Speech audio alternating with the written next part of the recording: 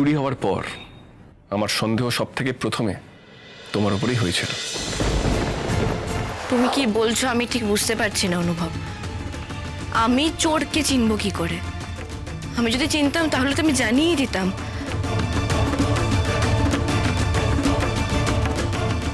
নিজেকে চিনতে পারছো না বলো তো? এত অসুবিধা হচ্ছে নিজেকে চিনতে?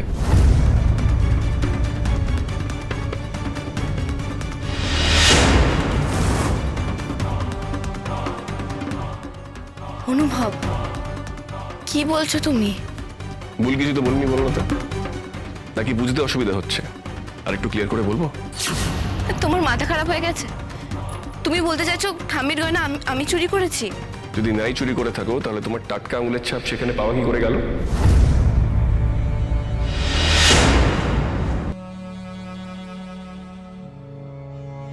মানে আমি ঠিক বুঝতে পারছি না। আমি কি ঠাম্মির আলমারিতে বা কোনো দিন হাত দিইনি নাকি? হাতের ছাপ থাকতেই পারে। দিয়েছো, কিন্তু গত 7 দিন 10 দিনের মধ্যে ঠাম্মির নলেজে হাত দাওনি। ঠাম্মির অ্যাবসেন্সে তুমি আলমারিতে হাত দিয়েছো, ওখান থেকে গয়না বের করেছো, আবার সবকিছু বন্ধ করে দিয়েছো। না না, মিথ্যে কথা। এটা মিথ্যে কথা। আমাকে ফাঁসানো হচ্ছে। এটা লাজু করেছে। আই নো এটা লাজু করেছে। ও কালকে পুলিশের ওখানে গিয়েছিল, গিয়ে আমার নামে উল্টোপাল্টা কথা বলে এসেছে। আমার দিকে ও করে এসেছে পুরো বিষয়টা, তাই জন্য পুলিশে আমার দিকে আঙুল তুলছে। আমি কিছু করিনি, আমাকে ফাঁসানো হচ্ছে অনুভব। Shut up. তোমাকে কেউ ফাঁসানোর চেষ্টা করেনি, তুমি বরং লাজুকে ফাঁসানোর চেষ্টা করেছো বারবার। চুরি ধরার পর আমাদের কাছে, পুলিশ আসার পর পুলিশের কাছে, কিন্তু আসল চুরিটা করেছো তুমি নিজে। তুমি এদিকে এসো। আমি গয়না চুরি করেছি তো? হ্যাঁ, নাও লকারের চাবি, নিজে খুলে দেখে নাও। আমি চুরি করে থাকলে তো গয়না এখানেই থাকবে, লকারে থাকবে। দেখে নাও প্লিজ, দেখে নাও। কি আশ্চর্য অনুভব, আমি ঠাম্মির গয়না চুরি করতে যাব কেন? আমার কি নিজের গয়নার অভাব পড়েছে নাকি আমার লাজুর মতন পয়সার অভাব? পুলিশ হাতের ছাপে একটা উল্টোপাল্টা কিছু বলে দিল, তুমি সেটা বিশ্বাস করে আমাকে দোষী সাজাচ্ছ। আর সাজাচ্ছই যখন, তার জন্য তো কিছু প্রুফ লাগে। কি প্রুফ আছে বলো? শুধু হাতের ছাপই তো কোনো কংক্রিট প্রুফ হতে পারে না। আমি এবারের একজন মেম্বার, আমি হয়তো এর মধ্যে হাত দিয়েছি, হয়তো ওই আলমারিতে ঠাম্মির মনে নেই। আমি চুরি করে থাকলে গয়না কোথায়? গয়না দেখাও আমাকে। না দেখাও গয়না, চাবিটা আছে তো হাতে, দেখো।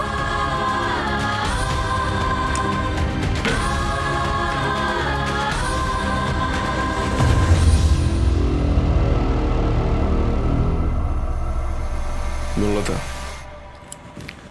চুরি হওয়ার পর আমার সন্দেহ সব থেকে প্রথমে তোমার উপরেই হয়েছিল। এই কথাও মনে হয়েছিল এমন কি দরকার পড়লো যে তুমি আমার কাছ থেকে 10 লাখ টাকা চাইছো, আর তারপরেই চুরি হলো ঠাম্মির আলমারি থেকে।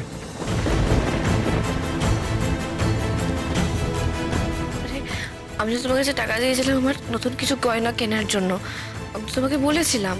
না বনলতা, আমি বলি, তোমার নতুন কোনো গয়না কেনার শখ হয়নি। তুমি টাকাটা চেয়েছিলে অন্য একটা প্রয়োজনে, আর আমার কাছে সেটা না পেয়ে বাধ্য হয়ে তুমি ঠাম্মির গয়নায় হাত দাও। আমার আলমারি দেখার দরকার নেই, কারণ সেই গয়না তোমার কাছে নেই। গয়নার দোকানে গয়নাগুলো বিক্রি করে তুমি তাকে টাকা দিয়ে দিয়েছো, বা হয়তো তুমি গয়নাগুলোই দিয়ে দিয়েছো। আমি কাকে গয়না দেবো? কেন দেবো গয়না? কি অদ্ভুত কিম্বন করা কথা বলছো তুমি। মন গড়া নয়, সেটা তুমি খুব ভালো করে জানো। কিন্তু যেটা তুমি জানো না, যাকে তুমি টাকাটা দিয়েছো তুমি তাকে পুরোপুরি খুশি করতে পারো। তাই সে আমার কাছে কিছু পাঠিয়েছে।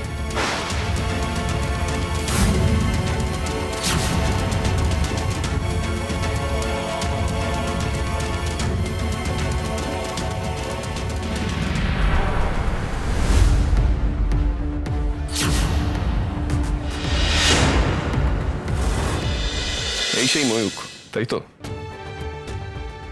এই তোমাকে দিনে রাতে যখন তখন ফোন করে, আর তুমি আমাদেরকে অজুহাত দাও।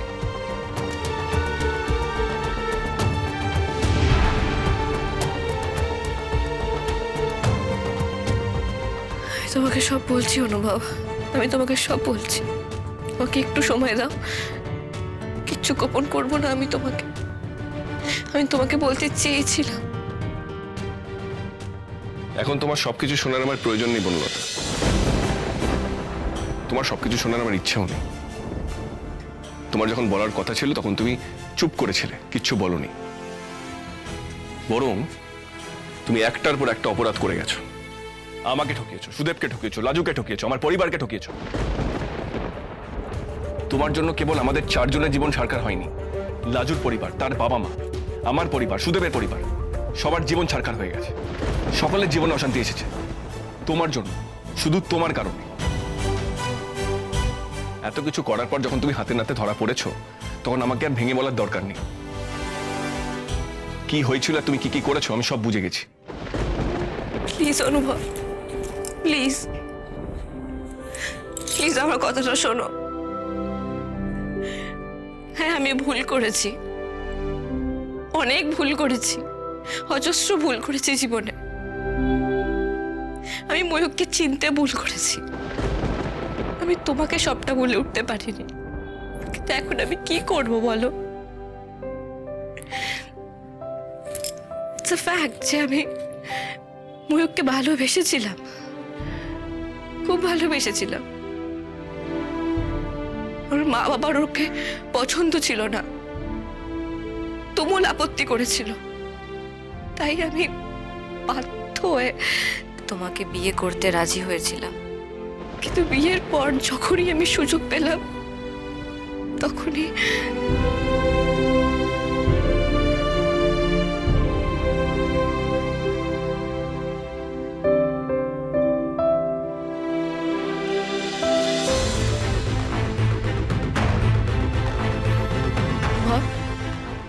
তুমি এটা ভেবে দেখেছো কেউ কাউকে ঠিক কতটা ভালোবাসলে এরকম ভয়ানক কাজ করা যায়?